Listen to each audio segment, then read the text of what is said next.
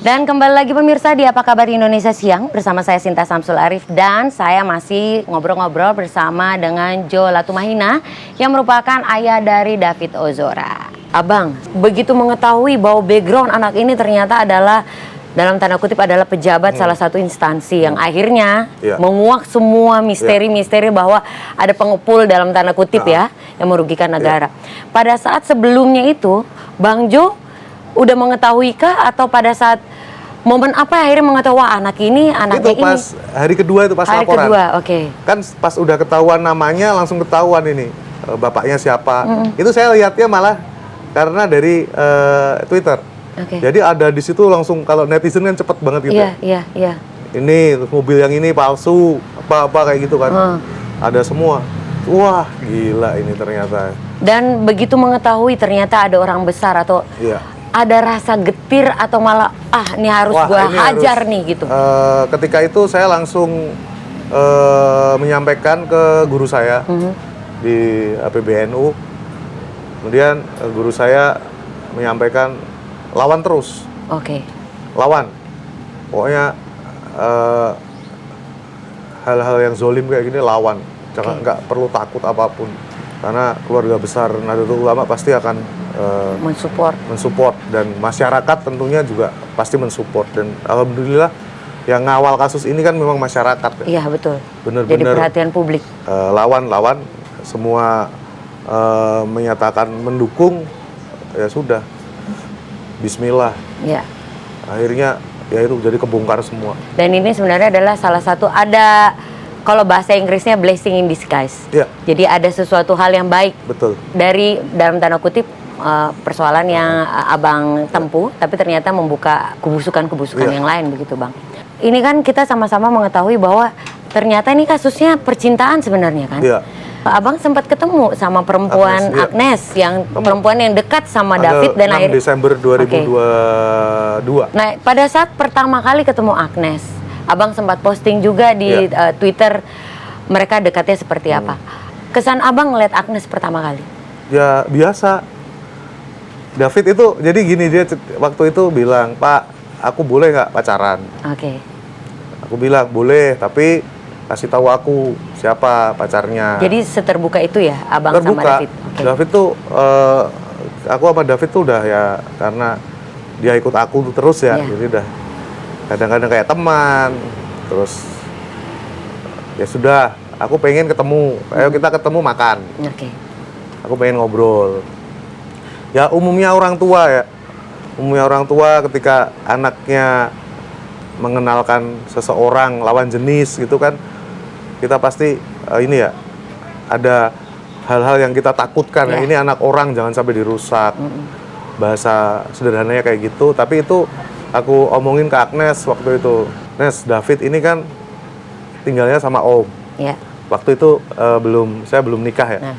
Jadi masih hanya sama saya.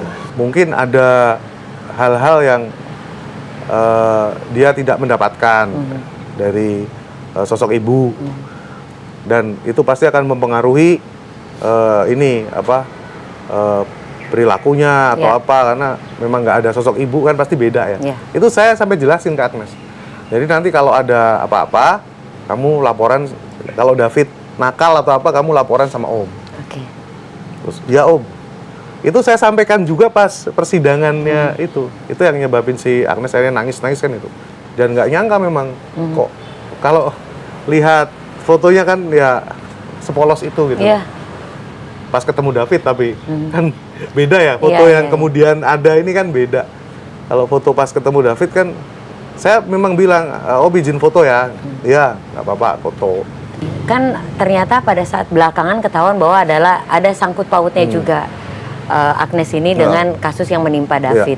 Itu how do you feel sebagai seorang ayah melihat hal itu? Yang saya paling sakit hati adalah ketika waktu itu yang disampaikan bahwa David mencabuli Agnes. Dan ada statement itu. Saya sangat sakit hati karena bagaimana mungkin gitu. Saya sampai buka di pengadilan ketika sidangnya Agnes. Yang mulia, saya ingin menyampaikan fakta-fakta. Jadi obrolannya David sama Agnes itu udah putus nih, udah nggak ada hubungan. Tapi Agnes nih tiap hari ngirimin foto. Foto yang dia lagi makan coklat. Ada tuh di handphone? Ada, itu saya tunjukin ke majelis kan.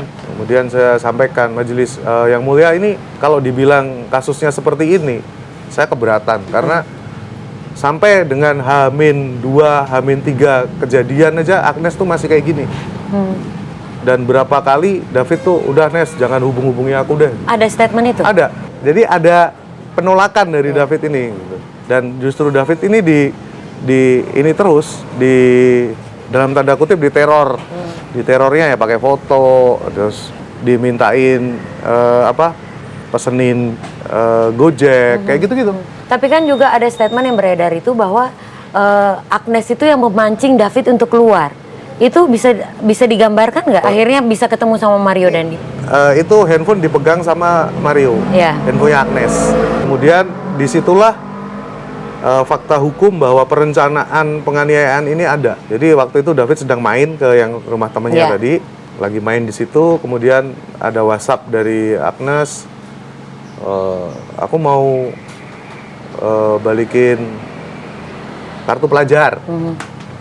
Terus David bilang, lah aku baru di rumah teman, nggak apa-apa aku mau anter sama tanteku. Terus David bilang, jangan dong, aku lagi di rumah teman. Sherlock deh. Sherlock. Oke, aku ke situ, nggak usah. Sampai ditolak dan disarankan untuk kirim lewat GoSend aja kalau cuman kartu. Urgensinya apa, harus ketemu gitu kan. Itu sampai 10 kali ditolak. GoSend aja. Titipin satpam aja. Satpam komplek yang di rumah temennya itu sampai berkali-kali. Tapi tetap ngotot. Terus tiba-tiba dipegang sama Mario. Itu udah jadi bukti juga. Tiba-tiba omongannya berubah. Yang awalnya lo, GW. Agnes sama David tuh kalau ngomong lo sama GW. GW itu gua, aku, sama LO, lo. Tiba-tiba berubah di situ jadi lu. LU. Wah, ini udah beda yang pegang nih. Terus beberapa voice note yang dihapus, tapi dihapus dari mereka. Turun lu, batu. Nah, di situ ada ancaman kalau lu nggak mau turun, gua teleponin brimob gua. Itu ada. Temennya kan bilang, loh, lu tadi bilang sama tante. Terus ditanya naik apa? Karena agak ketat kan itu komplek itu. Dia harus ngomong ke security kan, nanti ada tamu dengan mobil ini. Naik Camry. Ternyata temennya lihat loh, ternyata itu ada di obrolan. Bohong lu, nggak naik Camry, lu naik Rubicon. Dan Rubiconnya yang jadi barang bukti. Iya, barang bukti. Jadi sedemikian ini ya, deeskalasi yang dilakukan David supaya si Agnes ini nggak datang itu sudah dilakukan berkali-kali, tapi dia tetap datang. Itulah kenapa di persidangan akhirnya terbukti ada niat. Tapi pernah nggak sih terpikirkan bahwa cemburu ini bisa membuat akhirnya David? Gila, nggak pernah. Nggak masuk di pikiran bisa sampai begitu gitu loh. Dia memang pengen menunjukkan betapa dia berkuasa. Dia harus melakukan sejauh itu kan gitu. Kalau dari fakta hukum yang disebutkan kan itu. Karena memang dia jago ngarang kan. Cerita bahwa yang pembisiknya adalah Amanda. Amanda ini pacarnya Mario Dandi yang akhirnya dipanggil ke persidangan juga nggak terbukti. Jadi dia memang ngarang, cuman pengen menunjukkan bahwa gua nih orang keren, penguasa Jaksel. Yang tak terbantahkan adalah dia sudah sering melakukan hal-hal semacam itu. Maksudnya? Ya, teror dan intimidasi gitu? Iya, di orang yang lain, di kejadian lain. Tol aja nggak pernah bayar kan. Oh iya? Ada, yang menyampaikan malah si Shen itu. Se-powerful itu anak ini? Catat nomor gua gitu lah. Pom bensin, sama kasusnya di Polsek Pesanggerahan juga kan. Dulu sempat viral tuh. Orang naik BMW isi full, kemudian kabur. Itu dia juga. Dan artinya kan sebenarnya itu tindak pidana yang dia lakukan. Pidana. Apakah dari pom bensin atau pintu tol tidak pernah melaporkan hal ini atau bagaimana? Ya mungkin takut ya. Atau mungkin ada aksi damai setelah itu? Damai, kalau yang di SPBU itu kan damai. Damai. Yang di Jogja dia nabrak orang, ojol itu. Ojol ditabrak, itu juga damai. Terbaru? Yang terbaru apa, Bang? Nah, terlibat sama bapaknya. Hah? Ya terlibat sama kan ada di dakwaan. gratifikasi dibelanjakan Land Cruiser 2, berapa miliar gitu. Jadi ya ketika melakukan apa saja akhirnya ya tenang, bisa dibayar. Ini mencengangkan karena saya belum pernah sebenarnya melihat ada didikan orang tua seperti itu ya. Wah. Tapi hal ini tentunya karena orang tuanya memiliki mungkin power atau mungkin memiliki kekuasaan. Dan ternyata ini pintu masuk untuk membongkar semua kerajaan-kerajaan dan yang sama-sama kita tahu bahwa sekarang udah diselidiki oleh KPK.